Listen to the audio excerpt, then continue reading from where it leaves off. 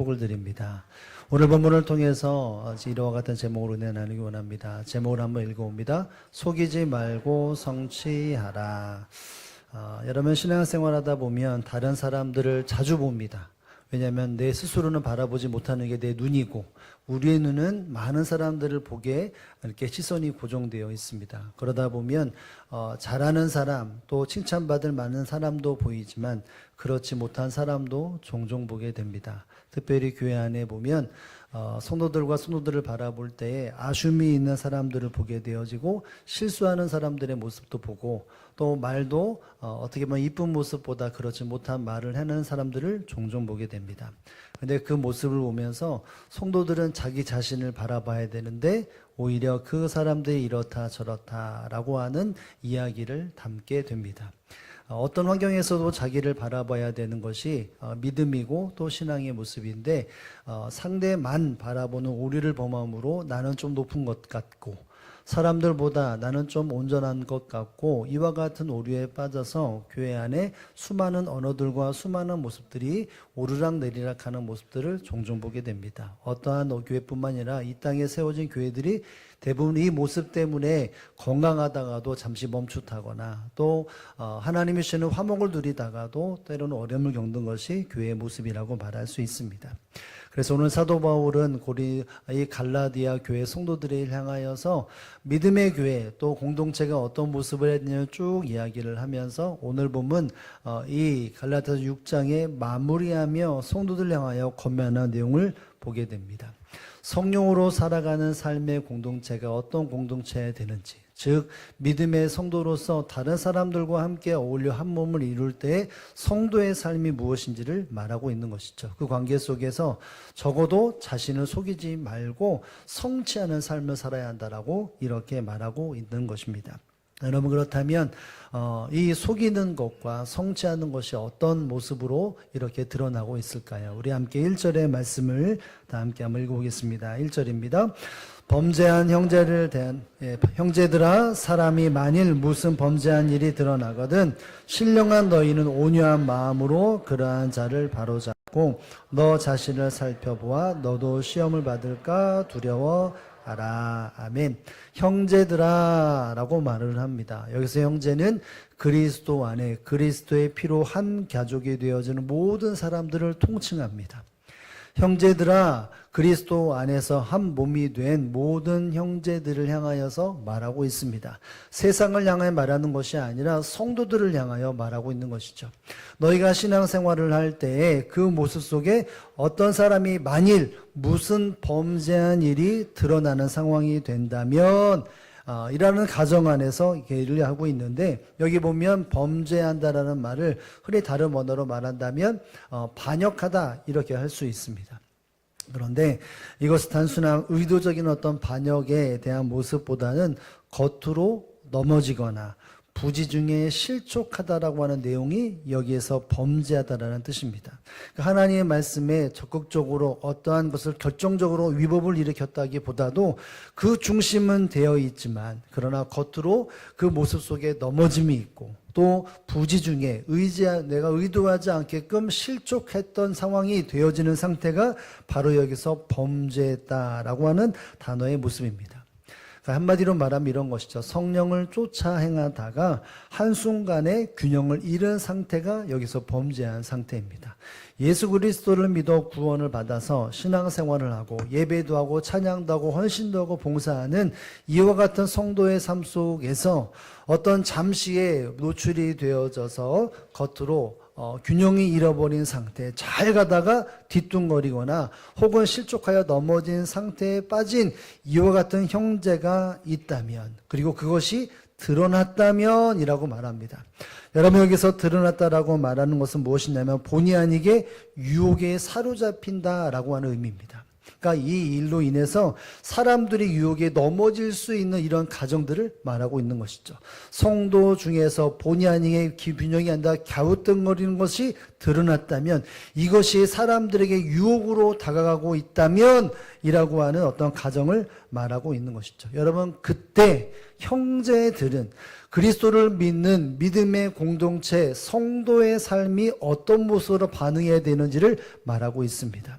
신앙생활을 잘하다가 뒤뚱거리고 그 모습 속에 유혹을 받아서 유혹처럼 많은 사람들에게 드러나는 것이 보여졌다면 그 모습 속에서 믿음의 사람들 어떻게 반응해야 합니까? 그 다음에 이렇게 말합니다. 신령한 너희는. 여러분, 신령한 너희는 형제들을 말합니다.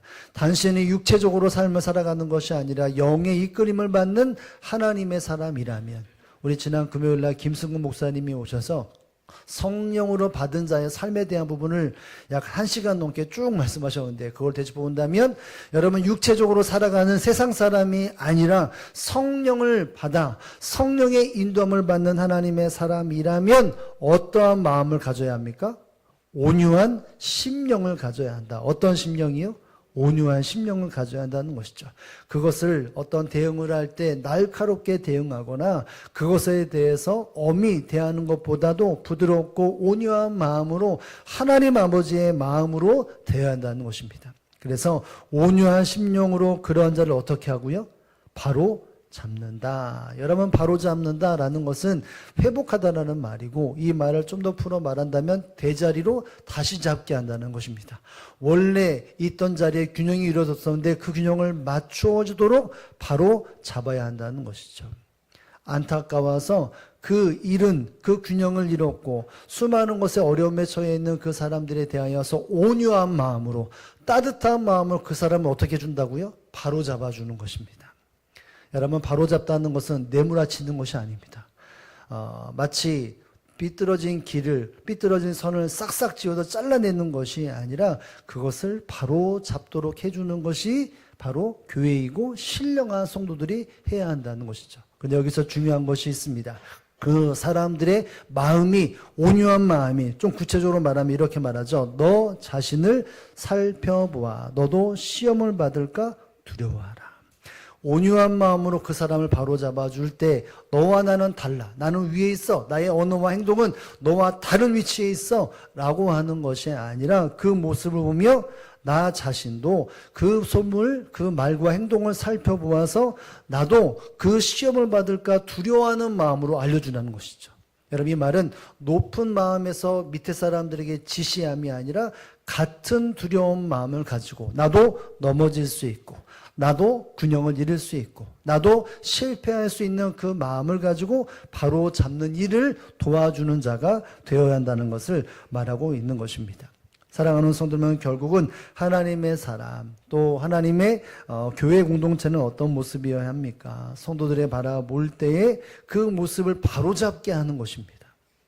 온유한 마음과 또 그리스도 앞에 두려운 마음으로 바로 잡게 해주는 것이 성도여야 되고 교회여야 한다는 것입니다. 여기서 중요하죠. 왜냐하면 너는 우리가 함께 할 수 없어. 잘라냄이 아닙니다. 매몰차게 잘라내서 우리 공동체의 밖으로 내모는 것이 아니라는 것이죠. 왜냐하면 균형이 잡았다가 잠깐 넘어가는 것이기 때문에 바로 잡는 일이 일어나야 되는데, 물론 진리에 벗어나고 우상 숭배를 하고 우상 앞에 절을 하며 세상과 짝하는 그 모습, 진리에서 벗어났다면, 구원에 대해서 거부하고 그랬다면 그 모습 속에서 잘라내는 것이 맞죠. 마치 에베소 교회가, 소아시아 에베소 교회가 진리로 이단에 들어왔을 때 그것을 잘라내온 것처럼 그것은 맞습니다. 그러나 신령한 성도들 안에서 균형을 잃어버렸다면 그 균형 잡힌 그 모습 속에서 서로 회복하게 도와주는 것이 진정한 교회라는 것입니다. 여러분, 교회 공동체는 성도를 잘라냄이 아니라 바로 잡아주는 것이 교회라는 것입니다. 내 중심은 온유한 심령으로, 신령한 마음을 가지고 온유한 심령으로, 그리스도의 마음으로, 두렵고 떨리는 마음으로, 나도 넘어질 수 있다라고 하는 이 마음으로 사람을 바로잡아주는 것이 바로 하나님께서 원하시는 삶이라는 것이죠. 그러면서 2절에 보면 좀 더 집중하게, 좀 더 무겁게 이렇게 말합니다. 2절의 말씀 읽어봅니다. 시작. 너희가 짐을 서로 지라. 그리하며 그들의 법을 성취하라. 아멘. 여기 보면 너희가 짐을 서로 지라고 말합니다. 한 사람이 짐을 지고 있는 상태에서 성도들에게 말합니다. 너희는 그 짐을 서로 지라 라고 말하죠.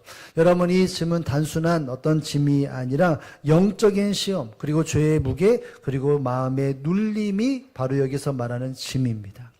하나님께서 이끌어 가실 때 버겁게 걸어가는 그 무거운 짐, 영적인 짐, 죄의 무게감, 마음의 눌림이 있을 때 그 짐이 그 한 사람만 지는 것이 아니라 누구 같이 집니까? 서로 짐을 지는 것입니다. 균형이 뒤뚱거렸다면 그 왜 뒤뚱거렸는지에 대한 그 무게감이 어디서 잘못됐는지에 대하여서 그 짐을 내가 같이 짐으로 균형을 다시 맞춰져 가는 것이 바로 성도다움이라는 것이죠.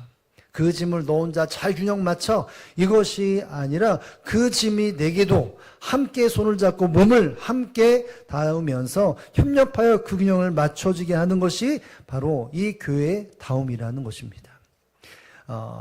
이것이 결국은 이렇게 이루어가면 서로의 짐을 짊어주는 것은 결국은 어떤 것을 성취하는 것일까요? 성경의 뒷부분에 보면 그리하여 그리스도의 법이 성취되리라. 여러분, 그리스도의 법은 잘라냄이 아니라 회복해야 하는 것인데 그 회복은 짐을 서로 짐으로 이루어지는 것이 그리스도의 법이라고 말합니다. 혼자 잘 서라고 박수치거나 그저 말로만 권면하는 것이 아니라 그리스도의 몸은 그 짐을 내 것처럼 여겨서 함께 짊어지는 것, 이것이 그리스도의 법이고 이 법을 성취함이 누구에게 달려있습니까? 성도에게 달려있는 것입니다. 여러분, 그리스도의 법은 좀 무겁지만 엄밀히 말하면 그리스도의 사랑이라고 볼 수 있죠. 주님께서 이 땅에 이루신 그 짐을 대신 지는 것은 그리스도께서 우리에게 보여주셨던 사랑입니다. 이 사랑 때문에 수많은 사람들이 신령한 자가 되어지고 그리스도 안의 형제가 되었죠. 여러분, 그렇다면 그리스도의 법이 성취되어지는 것, 그리스도의 사랑을 가지고 성취하는 것은 모든 사람들에게 주어진 명령이고 사명이라는 사실들을 알아야 합니다.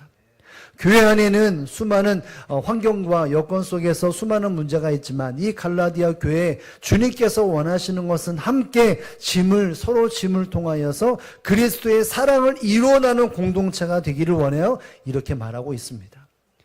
내가 이 짐을 질러줄 때 이 사람이 회복되어지고 이것이 결국 교회의 다음이고 그리스도의 사랑이 성도들에게 보여지고 교회의 진정한 모습이라는 것을 이렇게 말해주고 있는 것입니다. 이것은 결국은 미래가 여는 것이고 이것이 단순히 의무로 지키는 공동체가 아니라 사랑으로 완성되어지는 공동체여야 한다는 것이죠.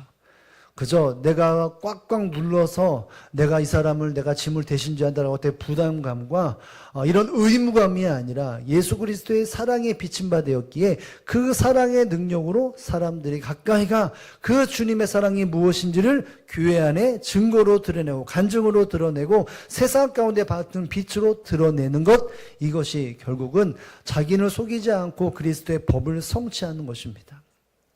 자기를 속이는 것은 결국은 나는 깨끗하다, 나는 더럽지 않다, 나는 균형 잃지 않았다, 남이 아니라 그 사람을 세우되 나도 그와 같은 모습이 있기에 그리스도의 사랑으로 다가가고 함께 일어서는 것, 이것이 자기를 속이지 아니하고 그리스도의 법을 성취하는 교회의 다움이라는 사실들을 기억해 볼 수 있어야 합니다. 여러분의 3절과 4절에 보면 좀 더 이렇게 말하죠. 우리 3절과 4절의 말씀을 우리 다 함께 읽어보겠습니다. 만일 누가 아무것도 되지 못하고 된 줄로 생각하면 스스로 속임이라. 각각 자기 일을 살피라. 그리하면 자랑할 것이 자기에게 있어도 남에게는 있지 아니하리라. 아멘. 만약 이 모습이 아니라 나는 이 짐을 지기 싫어, 나는 왜 내가 이 짐을 져야 하느냐라고 생각한다면, 그 사람과 나는 비교가 되어서 나는 위에 있고 밑에 있다라고 말한다면 내 스스로 속인다라고 말합니다. 여러분에게서 속인다는 것은 상대적인 어떤 상대의 반응을 통해서 환상, 현상과 상황 속에서 반응돼 누군가 나를 속였다는 것이 아니라 내 능력과 내 지혜로 인해 내가 속아 넘어갔다라고 하는 의미가 있습니다. 그러니까 여기서 속임이라고 하는 것은 누구 때문에 도마가 넘어간 게 아니라 내가 능력 있는 것 같고 내가 지혜 있는 것 같고 내가 하나님의 가까이 했던 이 속임으로 넘어가는 상태가 됐다는 것이죠. 그리스도의 사랑을 알고 그리스도의 몸된 교회 안에 주님이 어떻게 교회를 세우는지에 대한 것을 안다면, 이것에 대해서 내가 짐을 지지 않고 이 사람을 정죄한다면 그건 스스로 속였다는 것이다. 왜냐하면 나 또한 그 위치에서 누군가에게 내 균형이 잃어서 사람도 힘들겠고 어려우겠다는 것이 대해서 나는 이런 일이 없었다라고 하는 자기를 속이는 일이 되기 때문이라는 것입니다. 여러분, 결국 나의 모든 이 성도들의 말을 들을 때 나의 신앙 여정 속에 나 또한 수많은 균형을 잃었던 삶의 모습이 있었다는 것을 인정해야 한다는 것이죠. 내가 정죄하는 것은 나는 이런 일이 없었다라고 하며 자기 스스로의 생각과 나에게 능력이 있다라고 속이는 일이 된다는 것이죠. 그렇기 때문에 그 일들을 볼 때 균형을 잃어 잘못된 말을 하고 잘못된 행실을 하고 잘못된 열매를 맺어가는 그 흔들리는 모습을 볼 때 어떻게 해야 합니까? 뒷부분에 보면 각각 자기 일을 살피라라고 말합니다. 넘어진 사람, 균형이 있는 사람들을 볼 때에 그를 세워줄 때 가장 중요한 그 중심은 자기를 살피는 일이 가장 먼저 되어야 한다는 것이죠. 여기서의 살피다라고 하는 것은 불로 금을 연단하라 이런 의미입니다. 그 넘어짐을 보면서 나는 저러지 않는데, 나는 저런 상황에 있어서 저런 말을 하지 않았는데, 저렇게 행동하지 않은데가 아니라 내가 그 모습을 내 잣대가 아니라 그 잣대가 되어 내 삶에 비춰볼 때 내가 이러한 말을 하지 않았느냐, 내가 이러한 눈빛을 가지 않았느냐, 혹 내가 부재 중에 이와 같은 일들을 내가 잊지 않았느냐, 내 삶 속에 조금의 불순물이 있다면 그것을 다 갈아내듯이, 연단되듯이, 불로써 금을 연단하듯이 내 자신을 살펴보라는 것입니다. 그저 한번 쑥 보면서 나는 저러지 않아, 나는 저런 말을 하지 않아, 나는 행동을 저렇지 않았어가 아니라 그 모습 속에서 그것이 내게 연단되어지는 과정으로 살펴봐야 한다는 것입니다. 나는 이렇게 말하지 않고 행동하지 않았는데가 아니라 혹 내가 부지 중에 내가 의도하지 않게끔, 혹은 내가 아차하는 순간의 눈빛이, 아차하는 순간에 그 앞글자 한 단어가 내가 내뱉지 않았나? 라고 하는 생각 속에 나의 자신을 살펴봐야 한다는 것을 말하고 있는 것입니다. 여러분, 이것이 결국은 뒷부분에 여기까지 말하고 있지 않습니까? 그리하면 자랑할 것이 될 것이다. 사람에게 자랑이 아니라 하나님 앞에 자기 스스로가 하나님, 저 이러한 삶을 살지 않았습니까? 하나님, 저는 이와 같은 삶을 살았습니다. 하나님 앞에서의 하나님의 자녀가 하나님 아버지 앞에 내가 이런 삶을 살았습니다 라고 하는 것, 사람에게 높음이 아니라 내가 하나님의 자녀다움으로 삶을 살았다라고 하는 그 모습으로 드러나야 한다는 것이죠. 여러분, 그래서 마지막 결론적으로 6절에 보면 이렇게 말하고 있습니다. 6절의 말씀을 다 함께 읽어봅니다. 5절의 말씀을 다 함께 읽어봅니다. 시작. 각각 자기의 짐을 질 것이라. 아멘. 그 모든 환경 속에서 이 마지막 5절에는 각각 각각 자기 짐을 져야 한다라고 말합니다. 여러분, 앞부분에 2절의 말씀은 서로의 짐을 지라고 말하고 이 5절에는 자기의 짐을 지라고 말합니다. 남의 짐을 지었을 때 그것을 내가 나의 짐으로 서로 짐을 질 뿐만이 아니라 그 모습 속에 상대방의 잘못을 보면서 그 잘못을 내 스스로의 잣대가 되어지고 그것이 불로 연단되어질 그 살핌을 통해서 내게 주어진 나의 짐, 나의 인생에, 나의 신앙 속에서의 나의 짐이 무엇인지를 보면서 그것을 내가 잘 감당하는 존재가 되어져 결국은 이 4절 마지막 부분의 말씀처럼 자랑거리가 될 것이라, 하나님 앞에서의 그 짐을 잘 졌다라고 하는 이야기 속에서 주님을 바라보는 시선 속에 그리스도의 자녀다움, 하나님의 백성다움으로서의 그 삶을 살아가야 한다는 것을 이 5절에 말하고 있는 것입니다. 사랑하는 성도 여러분, 하나님이 이끌어 가시는 성도, 하나님이 빚어 가시는 공동체의 신앙은 무엇입니까? 서로 붙들어 주는 것입니다. 실수하고 넘어졌을 때 왜 그랬느냐고 상처를 주면 짝 잘라냄이 아니라 나도 넘어질 수 있고 당신도 넘어질 수 있는데 넘어지고 균형을 잃었다는 것을 내가 일깨워주면서 함께 균형을 잡고 그 모습 속에 그리스도의 사랑으로 함께 일어서는 것, 이것이 무엇일까요? 바로 공동체의 진정한 모습이라는 사실을 여러분 기억할 수 있기를 주님의 이름으로 축복합니다. 자기를 속이고 자기의 속임 속에서 공동체가 있다면 그 공동체는 와해될 수밖에 없습니다. 나는 그러한 모습이 이전에도 없었다. 자기를 속이고 정죄로서 교회 안에 성도들과 관계되면 그 공동체는 결국은 무너질 수밖에 없고 파해질 수밖에 없습니다. 그러나 그리스도의 마음과 사랑을 가지고 서로 짐을 지고 그리스도의 성품이 완성된다면 그것은 주님이 이끌어가시는 진정한 공동체가 되어지고 이 땅에 그리스도의 사랑으로 충만케 되어져 세상 앞에 하나님이 기쁨의 제목이 되어가 놀라운 축복이 된다는 것을 기억해 볼 수 있어야 하는 것입니다. 사랑하는 성도들은 이 모습은 갈라디아의 교회 모습뿐만이 아니라 오늘날 모든 교회 안에 하늘의 교회를 바라보며 이 땅에 세워진 교회가 어떤 모습인지를 철저하게 점검되어져야 될 말씀이라는 것을 알아야 합니다. 우리가 신앙생활할 때 넘어진 형제, 균형을 잃은 믿음의 지체도 인해서 때로는 우리의 언어가 격하게 될 때가 있고 우리의 표정이 굳어질 때가 있고 또 옆으로 비판적인 모습이 보일 때도 있고 정죄할 때도 분명히 있게 됩니다. 이것이 당연한 것처럼 보여지는 수많은 교회들이 있습니다. 여러분, 근데 이와 같은 모습 속에 나는 안 그렇고 너만 그래 라고 하는 이와 같은 생각이 잠식되어지는 교회들 앞에 사도 바울은 뭐라고 말합니까? 너도 그 자리에 설 수 있다. 너 자신을 살펴보아라. 그 짐을 함께 지어져 하나님이 원하시는 공동체를 만들어야 한다. 너도 그 자리에 설 수 있다. 너도 그 비판을 받을 수 있다. 라고 하는 이야기 속에서 교회는, 성도는 정죄하기보다도 회복의 자리로 함께 이끌림을 받는 것이 진정한 교회임을 말하고 있는 것이죠. 여러분, 하나님은 어떤 분이실까요? 여러분, 좌절하고 낭망하는 사람들에게 하나님은 언제나 찾아가셔서 그를 위로하시고 사랑으로 세워주지 않았습니까? 예수님은 어떤 분이셨습니까? 예수님 역시 수많은 절망과 죽음과 위기 속에 있는 사람들에게 예수님은 찾아가셔서 너는 왜 금하고 살았느냐? 라고 정죄하지 아니하시고 그를 보다듬어 주면서 회복해 하셨던 것이 주님의 마음입니다.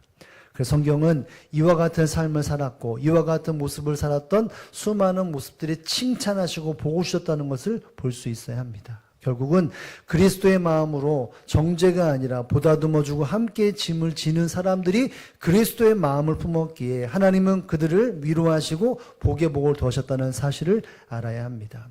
여러분, 노아라고 하는 사람을 너무나 잘 압니다. 노아는 하나님이 허락하시는 심판 앞에 축복의 언약을 이어받아서 하나님의 은혜를 누린 가정이 그리스도 하나님 안에서의 생명을 연장받고 언약의 축복에 서 있는 삶을 살았습니다.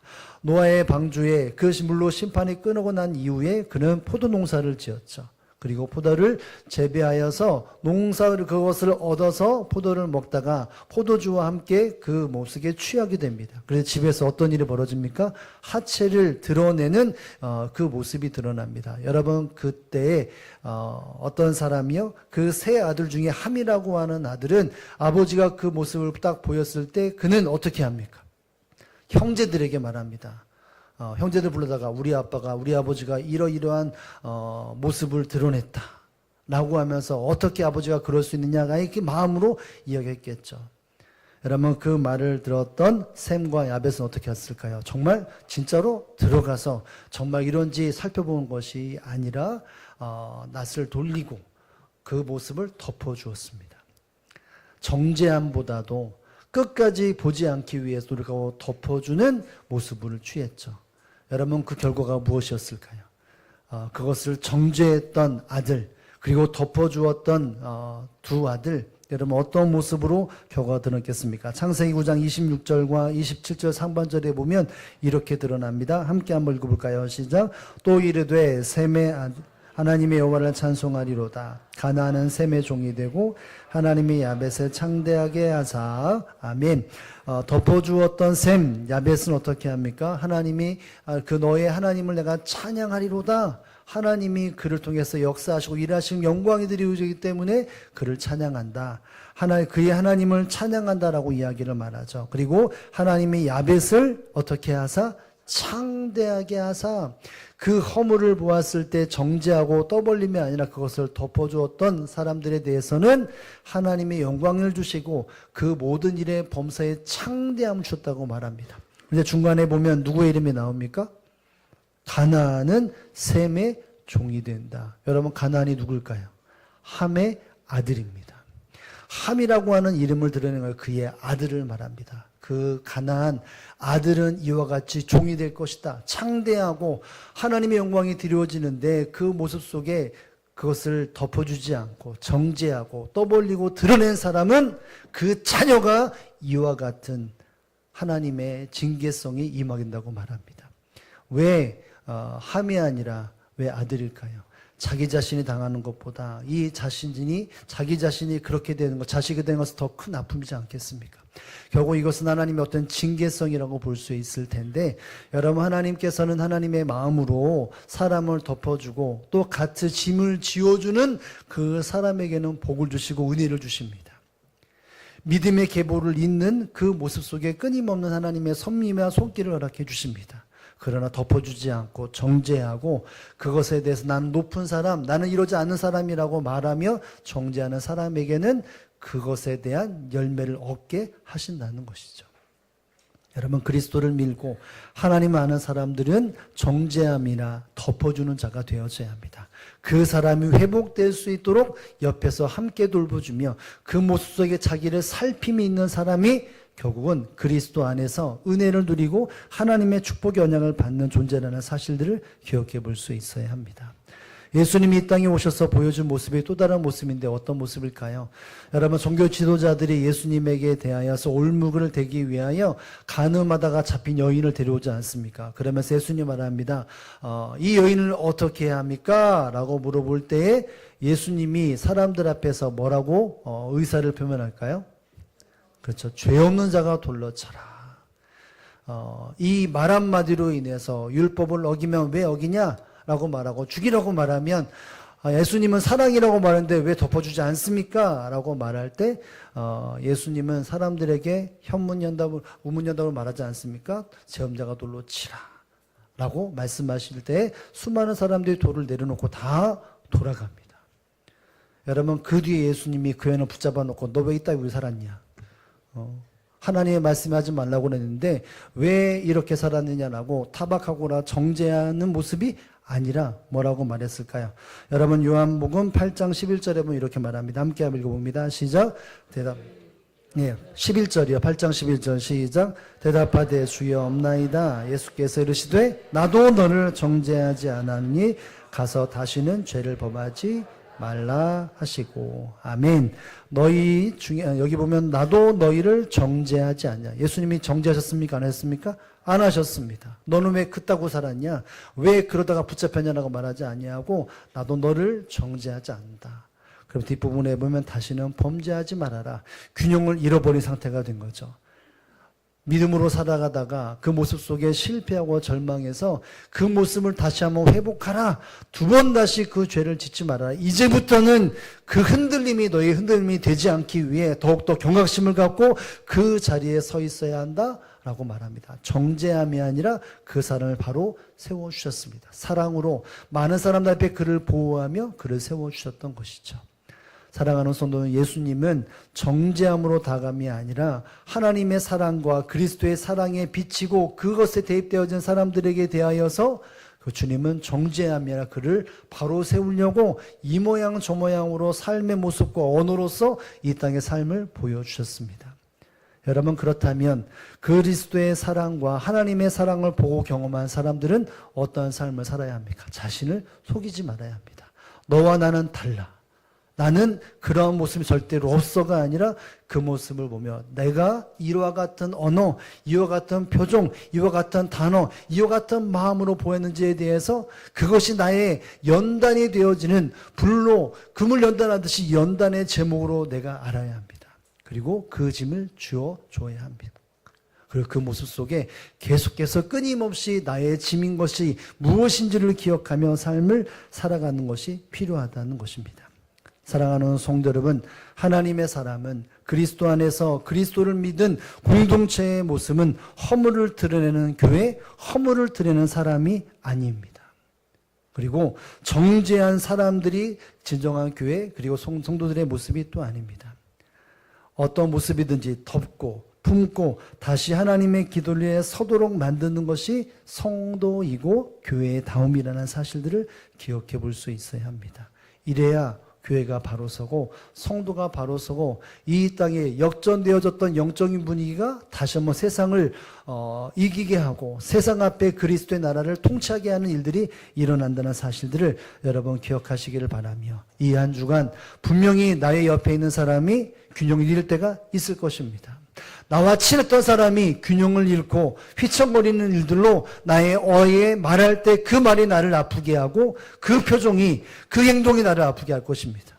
여러분, 그때 우리는 스스로를 속이지 말아야 합니다. 그리고 그 모습 속에 그리스도의 사랑을 실천해야 합니다. 이와 같은 모습이 있을 때 하나님 앞에 내게 주어지는 상급을 쌓기 위해 주어진 자리라는 것을 기억하며 어떤 상황에서도 내 스스로를 속임이 아니라 그리스도의 법을 성취하는, 그리스도의 사랑을 성취하는 우리의 대흥교회 모든 성도들이 되고 성도들이 속한 가정이 되고 나아가 이 나라와 임족이 되어져 가는 데 쓰임받는 저와 여러분의 삶이 되어지기를 주님의 이름으로 축복을 드립니다.